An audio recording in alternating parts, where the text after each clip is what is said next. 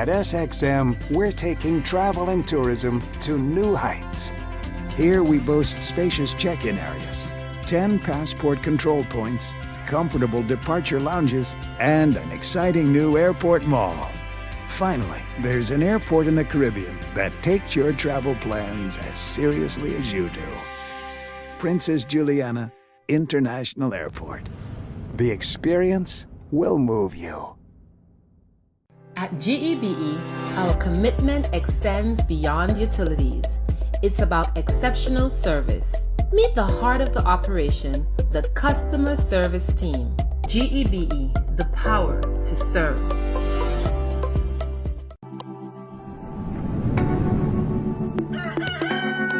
And I fall on my knees.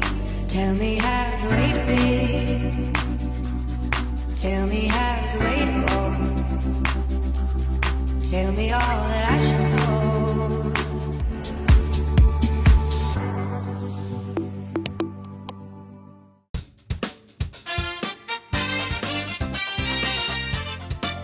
Welcome to the Late Night Show. Hope everything is okay. Hope everything is all right. I'm your host, Henry. Okie dokie, kids, what's happening on Lovely Island St. Martin? We begin with, of course, the news. It is official. I don't understand why people are doubting. The governor of St. Martin, who sent out the press release just on Tuesday evening, late on Tuesday evening. I was like, Governor working late, boy. And it was a very simple press release where they said that the Luke Mercelina cabinet has resigned. They have turned in their resignation. Okay, now I don't understand how Lyndon Lewis ended up resigning because he's not even on island. But maybe he e-signature it. I don't understand. Whatever. Or maybe he post-dated. Right? Because Luke had post-date his letter, which caused this whole problem in the first place. Only those in politics know. When it comes to the resignation, it goes into effect immediately. The governor then requested them to stay on, as per customary, until a new council of ministers. Well, according to the governor, a new council of ministers is screened and ready to go. In turn, Dr. Luke Mercelina decided to call elections. We have the clip for the very long press conference, the nation address, where the good doctor said that we are in trouble, St. Martin. Take a look. Dear present person of the media, and of course the people of St. Martin, good morning. As you could have heard from my ministers, from our new short-lived government, Cabinet Mercelina I, we have actually encountered a bankrupt country at this particular moment. A surprisingly reality that has not been given to us by the former government.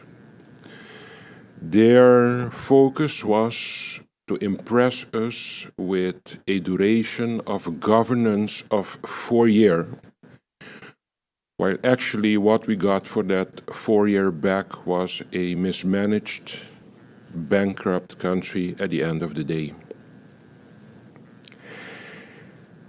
But we can continue looking backward and think that we are destroyed, or we can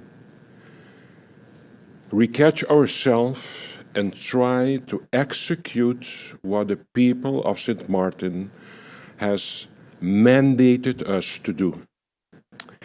And that's why, by making use of this opportunity to confront you with a harsher reality of actually a demotivating situation of our country, I just want to go through a few items and topics and projects and plans that I went through in the last 18 days, only 18 days being in government, just to give you an impression about our drive to try to put this country back on track.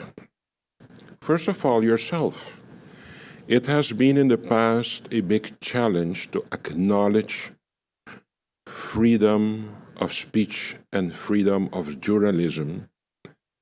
And what we have done is we have had an open meeting with the press in which we had, to my feeling, a very healthy discussion about how to move forward in a young country as St. Martin with the transfer of information from government to the society. I think we were together very successful. We discussed also our media policy that we have, that has been implemented by the former government. We had to pick that policy up because that was the reality of the country. And now we are in a phase that we gave you also the opportunity to have an input for further reviewing of this policy, for us to get to a more balanced working relationship, for at the end of the day to inform our people in a correct way. Another worry I have is heritage for my country. What is still over for St. Martin? Or are we going with the mentality that everything in St. Martin is for sale? I have had a meeting with the COM, with the sun resort that represents Mullet Bay, and as you can have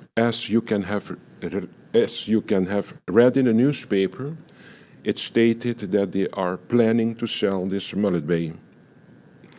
As Prime Minister of this country, I feel that we should have, as a government, as country St. Martin, as people of this nation, the first option to buy this Mullet Bay. And I do believe, and I have some formulas in the back of my head, to work it out, to see if we can execute this buying or taking over of this Mullet Bay in case it comes to that decision. I would like the people of St. Martin to know that a lot have been for sale in St. Martin, but this government now is thinking on the next generation of our people, and we do believe that not everything in St. Martin should be for sale, and that we have to start working seriously on our own nation. I have had also a meeting with the Council of Ministers with the NRPB. They have their challenges too. We are now at the verge of losing the opportunity to use a remaining 200 million that still is in the trust fund for Country St. Martin.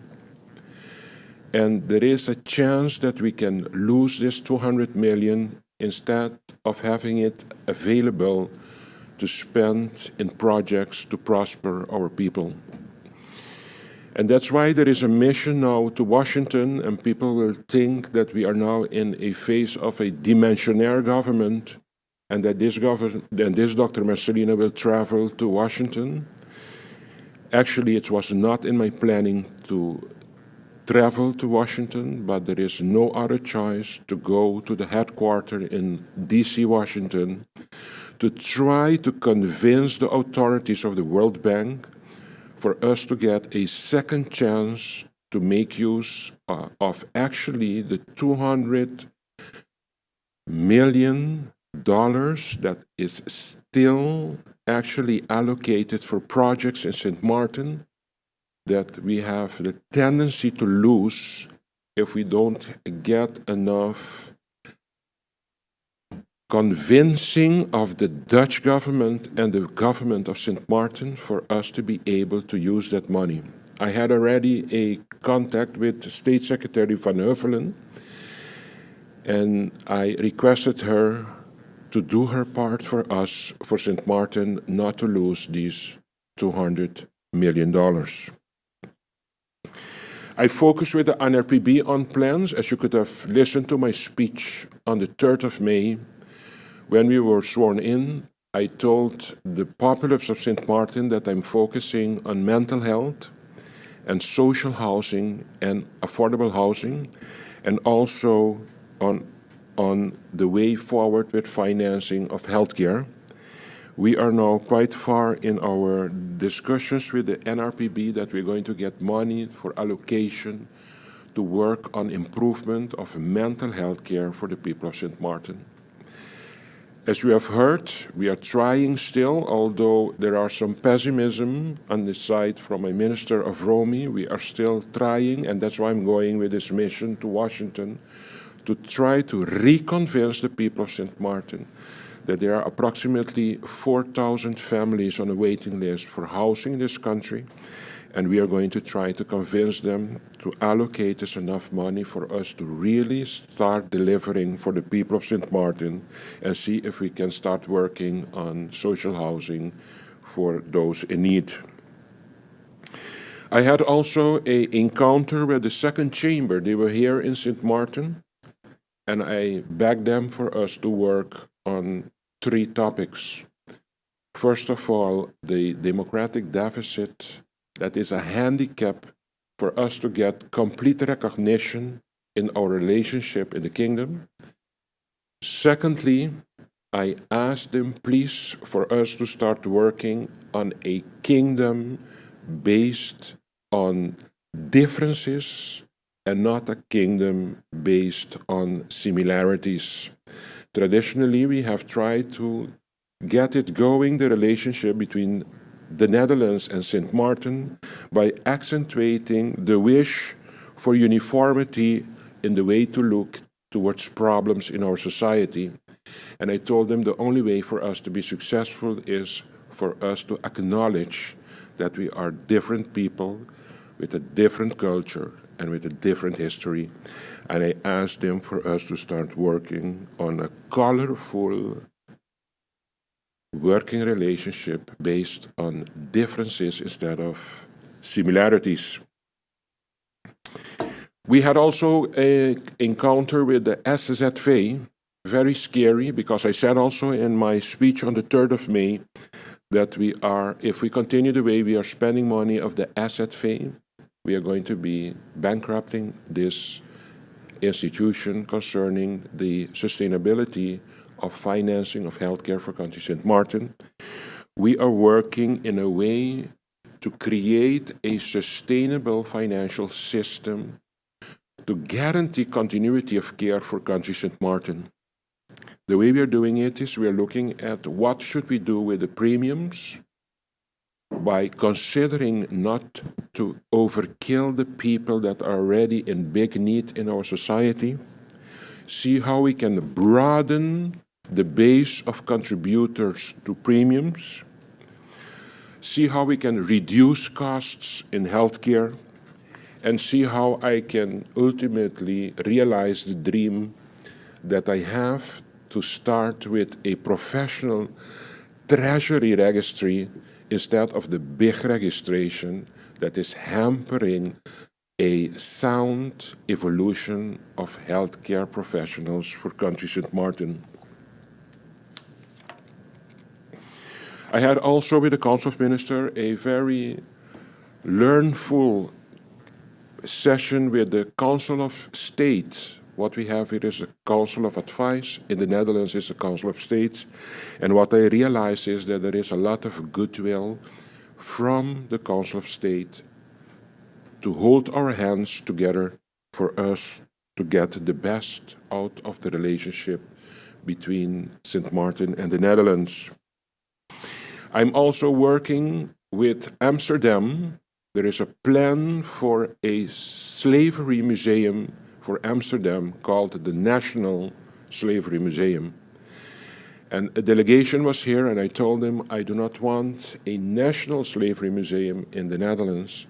I want a kingdom slavery museum for the Kingdom of the Netherlands.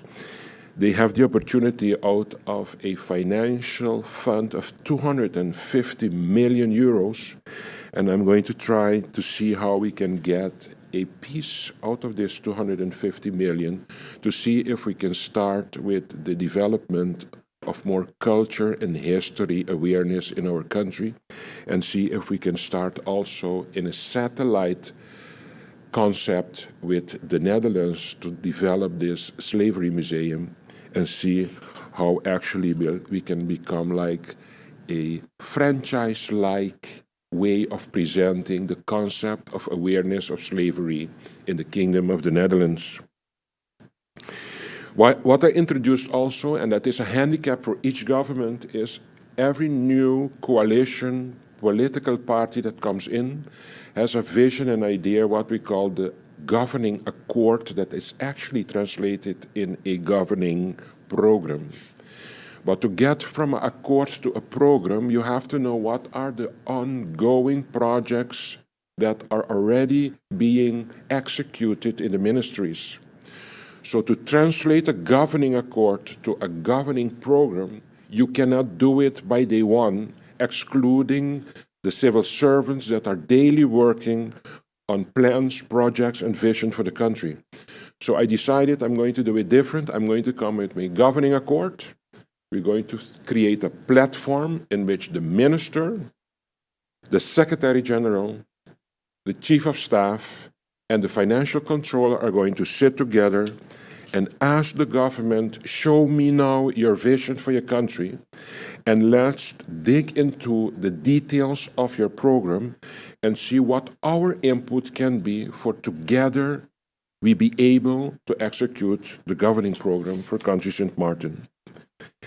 I realize the approach that I have with my government is quite not a customary to the civil servants, because now they're getting instruction, guidelines, and especially inclusion.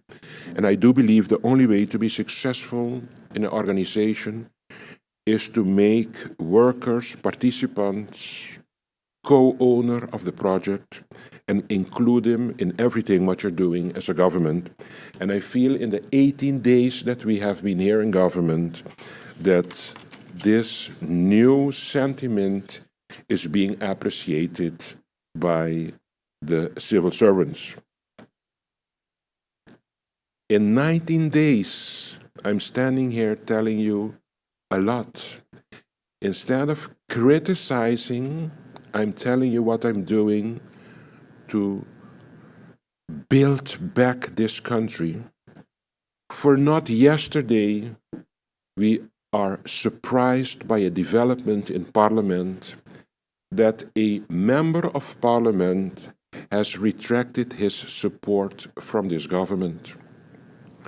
Out of my heart, I'm informing you that this has been a surprise for all coalition partners forming this government. You cannot, in 18 days in government, have a total impression and feeling about the functioning of a government that comes in and encounters a ravage and a bankrupt status of a country. For in 18 days to make the conclusion that you feel yourself uncomfortable with people that are working day and night the past 18 days to make this country a great country again.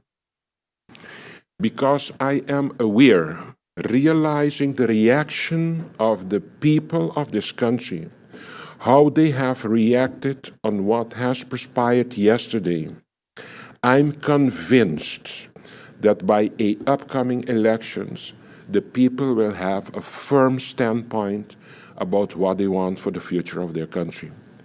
And to do that, I have invoked yesterday Article 59 of the Constitution of Country St. Martin, and I have sent Article 59 in a decree to the governor for ratification for us to be able to dissolve Parliament, for us to be able to organize a snap election as soon as possible for Country St. Martin.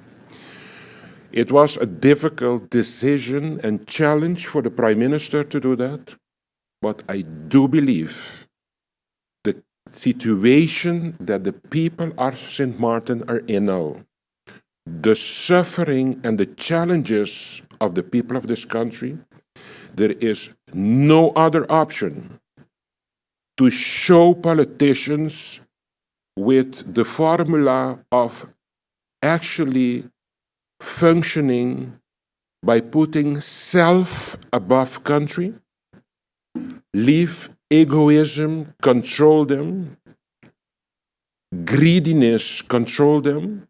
Dit is the moment that I am handing over a tool to the people of this country for them to decide what they will do with those politicians the moment they are going to mandate them in the nearby future when we organize this snap election. We have, of course, deliberation and contact already with the governor, and of course with the Central Voting Bureau already, because this Dr. Messalina is not joking with his commitment for the people of this country. So it's not alone that I invoked Article 59, but with that I dissolved Parliament, and I'm already working with the governor and the Central Voting Bureau to come to an agreement on the specific date to call a new election. We have some challenges because it's a short notice. We have to take into consideration the date for registration of political parties. We have to respect that in our democracy. We have to consider the date for the postulation and the day after the nomination, of course. We have to determine the day of election and, of course, the time span between election, installment of a new parliament, and dissolving the former parliament. These are details that the way we are working, we are going to be able to solve at a short notice for us to proceed with a snap election for Country St. Martin. I reiterate, the people of St. Martin are aware that the move that took place yesterday has not been motivated by the bigger picture of putting country above self, not being motivated by the drive to improve and prosper the livelihood of the people of St. Martin. And that is the reason that I'm handing over this tool of giving the populace of St. Martin the opportunity to show the people of St. Martin that we are serious people and we have a vision and a mission for this country. And with that, I would like to thank you for the opportunity for me to be able to communicate with you. Thank you very much. Dr. Luke Messalina, yes, our Prime Minister, who we should be calling now the caretaker minister. You know, the caretaker Prime Minister of St. Martin. Of course, the political parties have already started to gear up, ready to go. This reminds me of the Ghostbusters, you know, when the siren goes and because they find out, election is coming, and everybody just start to run.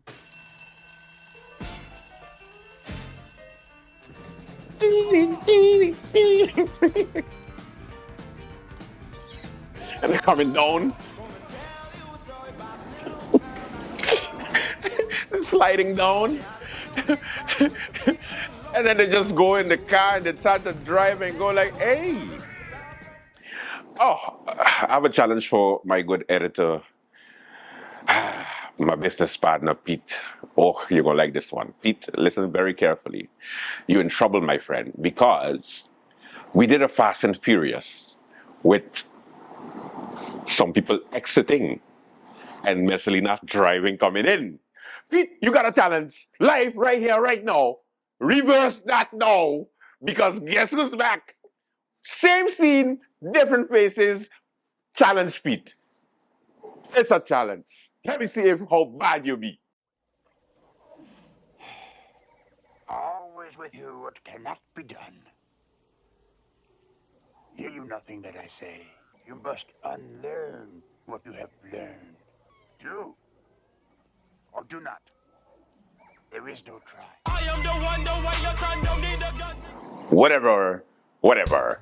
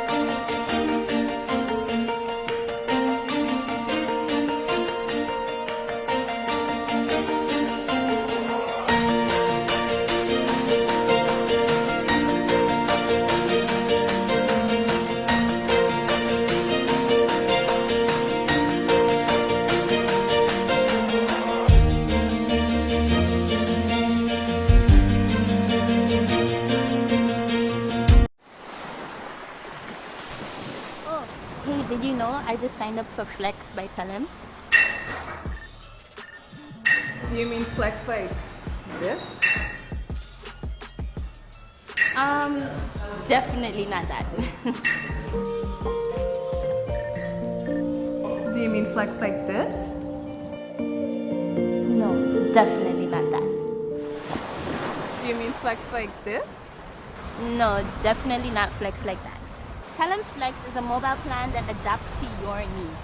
Each month, I get a preset monthly fee that has a set amount of data, SMS, and minutes. So I know what I'm getting. But say goodbye to overages and bill shock because when I go over my postpaid plan, it switches to prepaid. So I have the flexibility to top up what I need when I need it. I'm in complete control. My budget, my rules.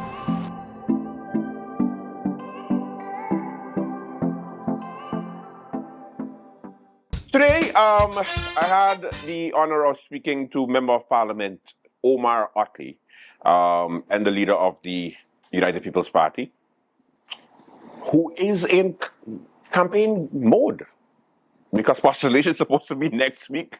Go figure. Let's see what happens. Anyway, let us take a look at the interview. You sit back, pay attention, and listen carefully. Okay, I know it's hard to believe it. This is not CG. He's actually here. We have the leader, the leader of the United People's Party, Member of Parliament Omar Ottley. My boy. You What's don't up? know. It's a pleasure to be here, St. Martin. Unfortunate circumstance. I wish we were here discussing something else. In But Parliament. yeah, Yeah. something else. But nonetheless, it's good to bring clarity to the situation. And I see there's a lot of fluff. And where you see fluff, you know politics is in the air. Election is in the air. So Oh, you say where there's smoke, there's fire. yeah. Okay, let me start off so that people can get a clear indication before this whole election mess. Of course, the United People's Party and the National Alliance formed a very formative Position. Or you didn't leave them breathe even. You know it's good when you see the cameraman shaking his head. Because at the end of the day, you guys did all your job as opposition. Because Correct. I mean, if the small parties came together to keep the big parties out, Correct. what did they expect from the big parties? So just lay down and be a rubber stamp for the next 4 years? I think so. Okay, so to be clear, was it your intention to force St. Martin to go back to the polls? No, it's never the intention to force him out to go back to the polls. I was actually blessed. This is my second time. This now, snap election will be my third time running. My first time, I managed to do 4 years and months. They put us into overtime.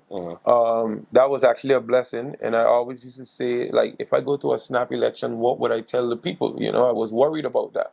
But when you're in opposition or when you're in government, it's a different responsibility. Because when you're in government, right, you control the narrative. You control whether we go to election or not. And that's what people need to understand. So when I was in government at that time, if it broke, we broke it. It broke from us. Somewhere along the line, it broke from us. We couldn't coexist. So then we are sending the people back to election. In this case, we were opposition. So for lack of a better words, I try to break it down. We're in opposition of 7. They have a majority of 8. They are in the government. And with whatever issues they had, we can elaborate a little later, right? Whatever issues they had, a member of their coalition came and said, listen, I don't think this right now is the best direction for St. Martin. There's no communication amongst each other. They're not following the governing accord. I have the leader of my party, which at the time was the leader of the Now Party, that is telling him, do not show up to meetings, do not support their own coalition. He's threatening them, saying he's going to jump ship if he don't get his way or if he don't get sworn in.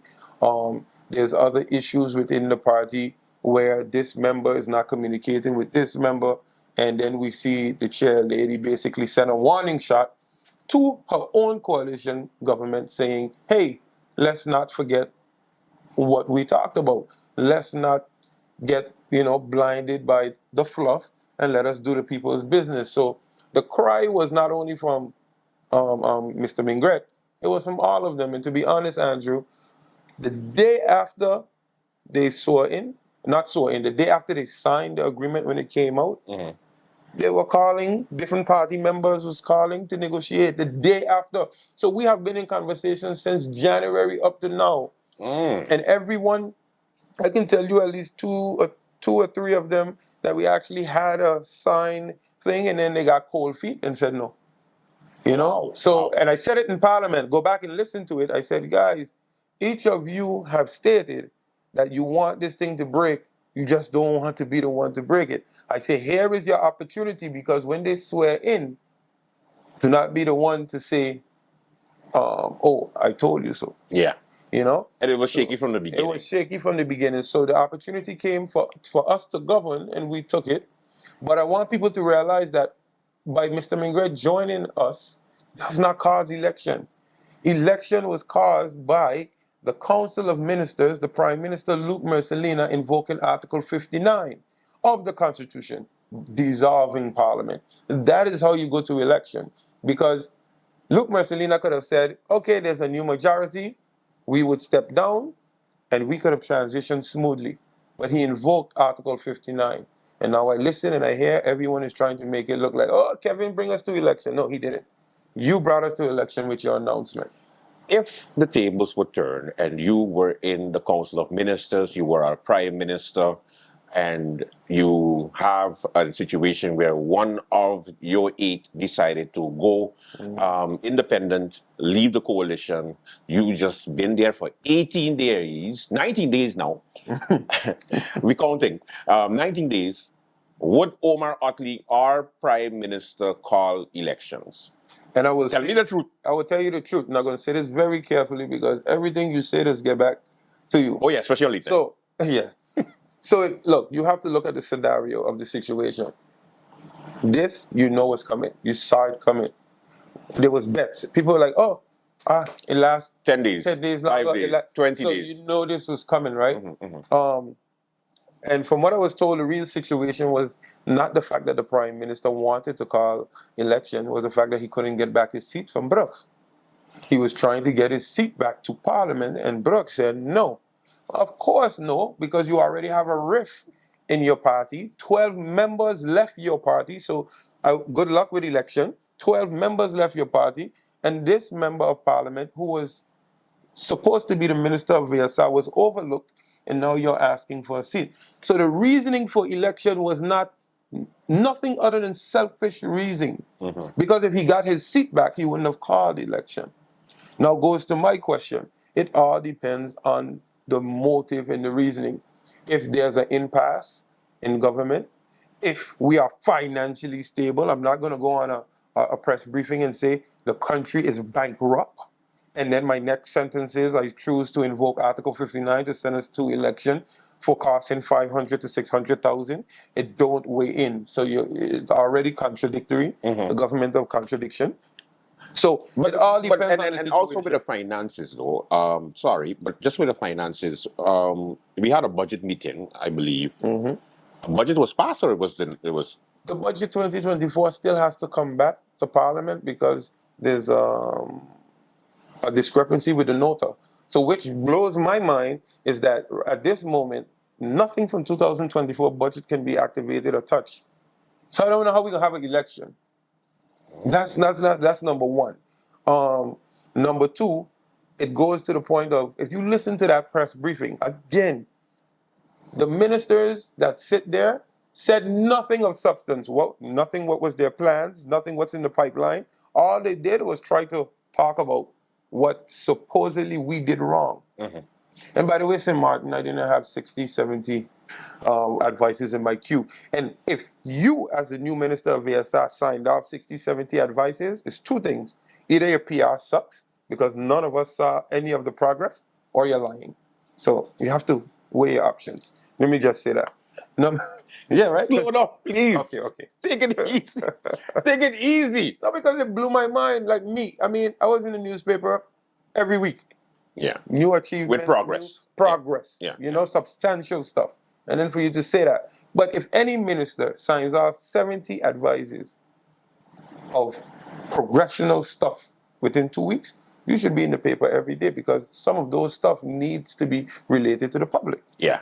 And also, if you can, maybe they can elaborate a little bit more instead of just calling a number. Thank you. And then, because every single time when he sends something out, his cabinet used to send something, ask him.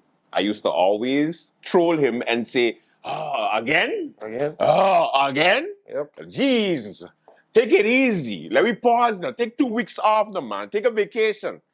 Yeah. So, yeah, that was actually a surprise. It's a reason why he was dubbed the minister of everything. That's a hard name to get. I think everybody wants that name now. Yeah, everybody. When it comes to this situation, and we can all but smile about it, because yet, the country will have to go into it. However, with the justification given for having elections on the 18th of July. What was the justification? The justification was, it's an impasse, it's an issue, I guess. Okay.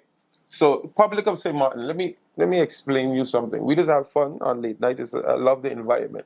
But I want you to listen to our words. So they used the fact that the credentials wasn't passed, which the credentials was passed before, because we could have said, listen, we could have not passed the credentials and still have the majority. We passed the credentials, allow the MPs to enter, so there's no impasse in Parliament. We have a clear majority in Parliament, and we have ministers that are ready to be screened to start and take their place in the government building. The process with the governor has already been started to appoint a formateur, so there's no reason to call this election. If we go back to 2014 or 15, MP Sarah Westcott clearly said, Article 59 should only be invoked if there's an impasse or disarray in Parliament. There's no impasse or disarray in Parliament. I remember that. And also, it's important to also mention, as far as the consultations is concerned with the governor, that because people were a bit confused, that the whole Council of Ministers was sent home, which is not true, because a motion of no confidence was never presented in Parliament. It was just a letter was sent to the Presidium and to the governor stating that, they lost majority. Therefore, the resignations took place yesterday, and now they're in a caretaker demissionary state. The press release from today was a bit surprising, and that's from the USM party, whereby Stuart Johnson, the board, said that, okay, what's going to happen now is that, I hope that the governor follows the same process when it comes to the screening and the formateur and the informateur this time around. Look, your thoughts. Number one, you have about 4 or 5 candidates that were just ministers up to 2 weeks ago. It's number one. So, already been through the process, already passed rescreening. Number two, we're already making excuses. Look, I had conversations with Prime Minister Sylvia Jacob, who was former Prime Minister, former Prime Minister William Allen. William Allen said he had situations, because along the way, as a formateur, even when I was a minister, now MP Jacobs would inform me, listen, this come up, do you know about this? You have to reply, rebuttal, so you can say. So it's not anything that he didn't know. What he did was string MP Christophe Emmanuel along because he was afraid to lose the majority. Yeah.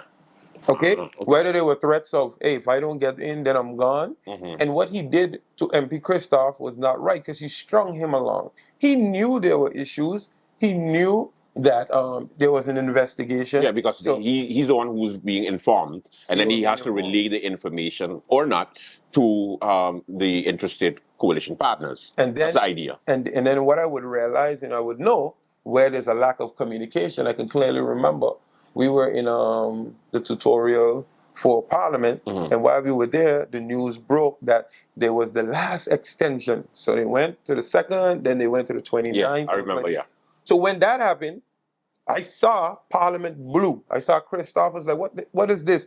I saw MP the Weaver went off, and he's like, yes, I spoke to the governor. And they said, but you didn't tell us anything? You asked for extension, you didn't tell us anything? So we have to read in Parliament with the rest of everyone that you asked for extension.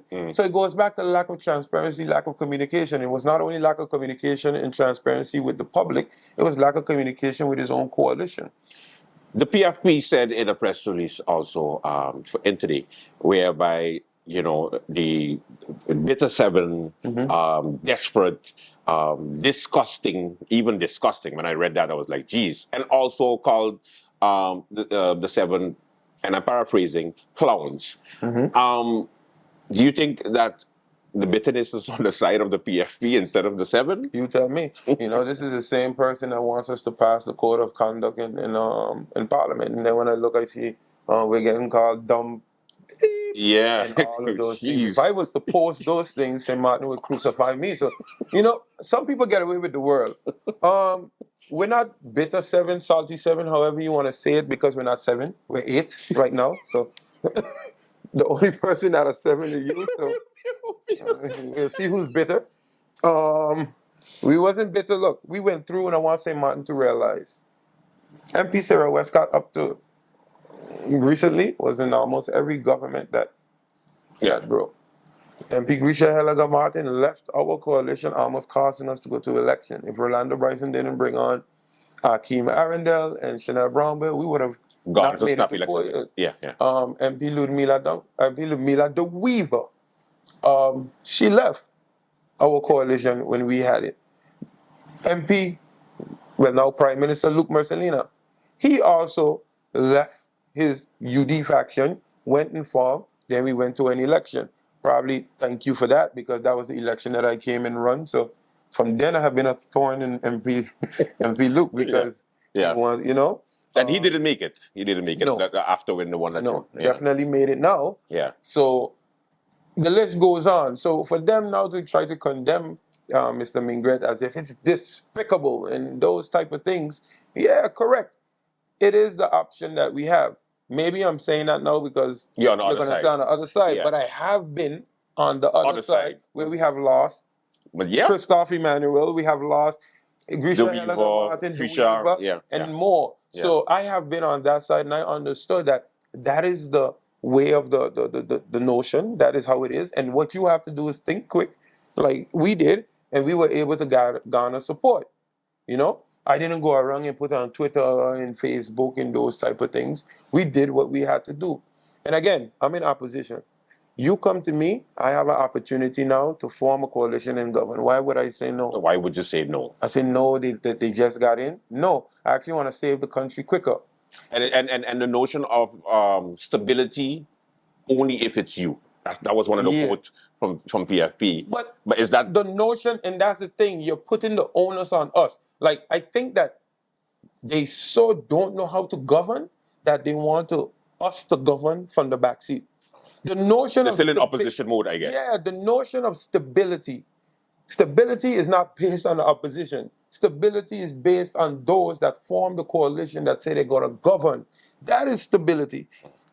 So what am I supposed to say? Oh no, I don't want to go. You don't want to rock the boat. I tell St. Martin all the plans, all the things that I've done, everything that I want to continue doing. And I'm just going to say, well, I'm not going to do anything for 4 years but sit in opposition. That is not how it works. I intend to be in government. I run to be in government to help my people. Everybody runs to be in government. That is the name of the game. Yeah, yeah. The United People's Party has gone through some turmoil. They have gone through some rebuilding, some rebranding.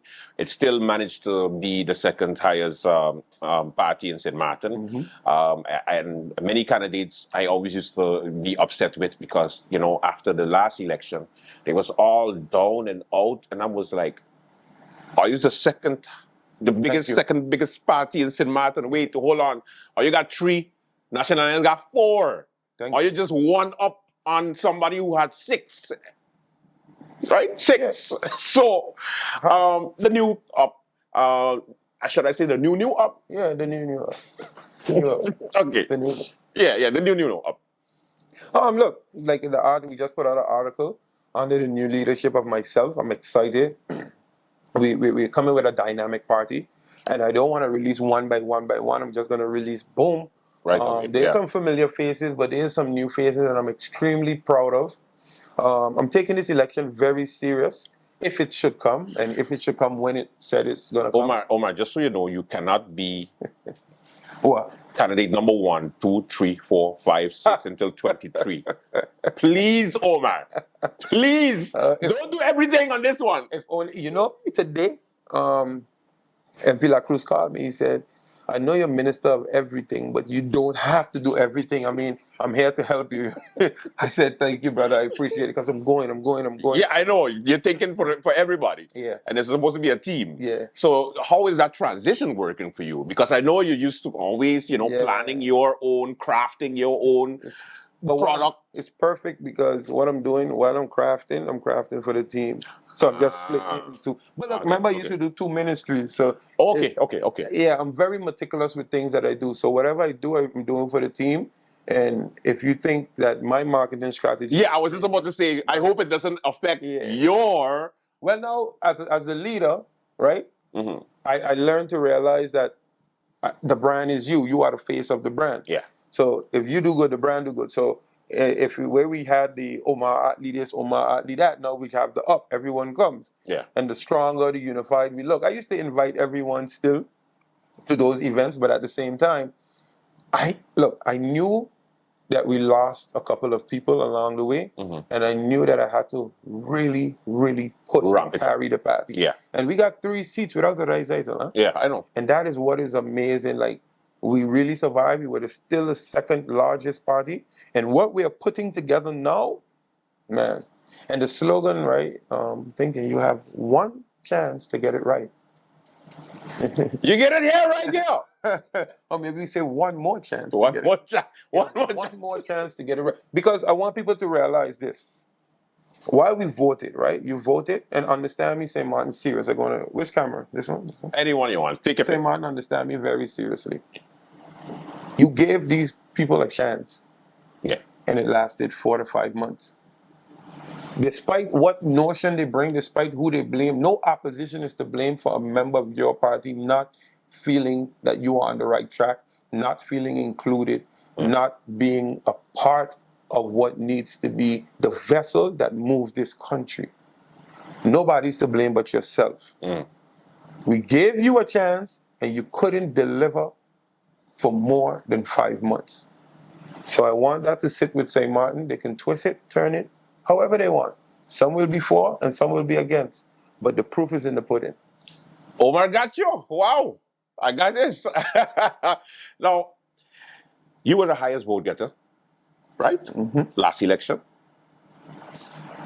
So it's only right to ask when it comes to supporters, when it comes to your team, when it comes to persons being a little bit upset that they have to go back to the polls in July or whenever.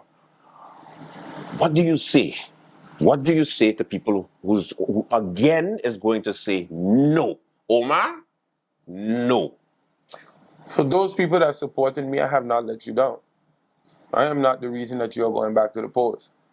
The grade 8 is not the reason that you're going back to the polls. You're going back, and I'm going to sing this song all election long.